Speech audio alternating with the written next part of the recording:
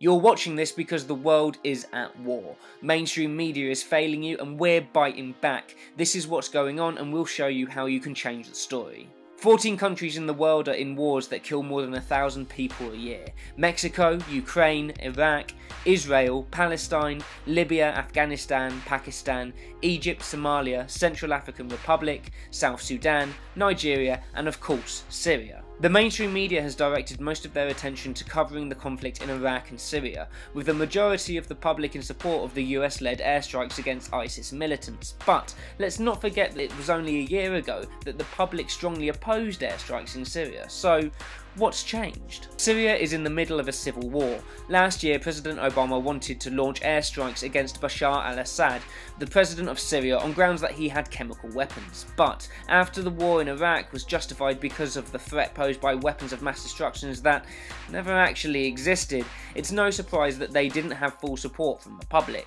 ISIS, the terrorist organisation, has been one of the major causes for the shift in public opinion, but they haven't just appeared from thin air. Over the last few years, many of the Islamist militants, who now fight under the Islamic State banner, have been trying to overthrow Syria's government. But hold up, wasn't this America's original plan?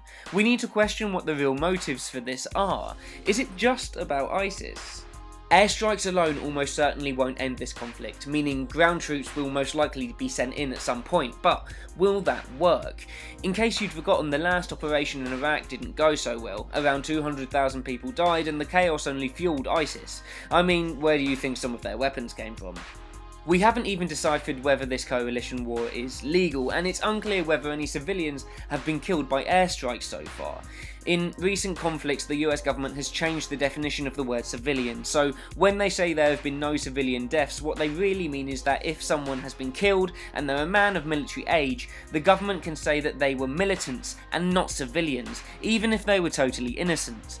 How convenient. Can the coalition bring peace to Syria and Iraq? Like democracy, peace can't be imposed from outside forces, it has to come from within. Terrorist organisations are fundamentally weak groups that thrive on political chaos. If destroying ISIS is what the war is truly about, then one solution could be to first unify the various non-ISIS groups in Syria's civil war, or at least agree local truces so that they can turn their attention to ISIS. How should the US-led coalition be helping, and what are the real motives for this war? Hashtag bite back in the comments below and tell us how the world should react. You can change the story. Find out how in the links in the description.